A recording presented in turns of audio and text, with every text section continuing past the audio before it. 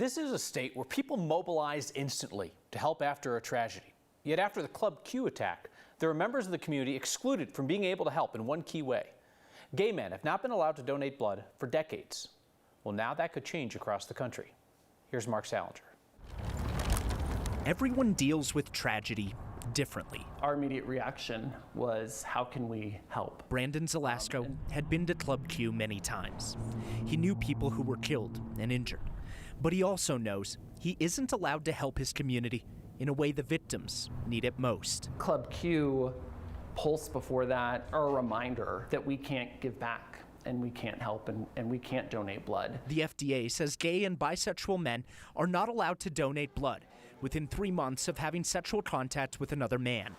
It left Brandon feeling like he couldn't help when the LGBTQ community needed it. And that's what hurts the most, is that the policy is keeping us from being able to do that to help anyone. Now, that could change.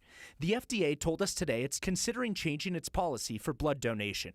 It would determine who's eligible based on individual risk, as opposed to blanket denials for entire groups of people. The largest blood bank here in Colorado supports the change as well.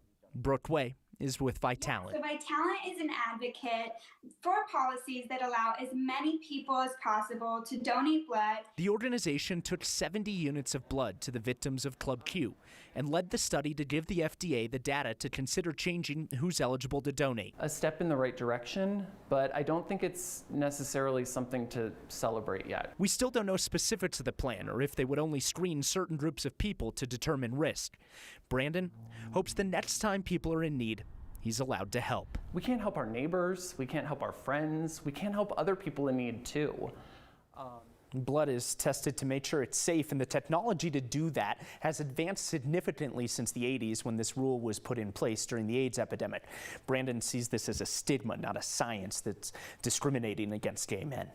And because of the way that blood donations work, Mark, if gay men came forward after the Club Q tragedy because they wanted to help, yes, they were motivated by that incident, but their help would actually be going to somebody else in an unrelated situation. Yeah, these blood banks, they need blood throughout the year, not just after a tragedy. If people only donate right after a tragedy, it helps for the next time that they need a lot of blood, but it's too late for that one. So it truly is the idea people want to help anybody in these situations. Mark, thank you.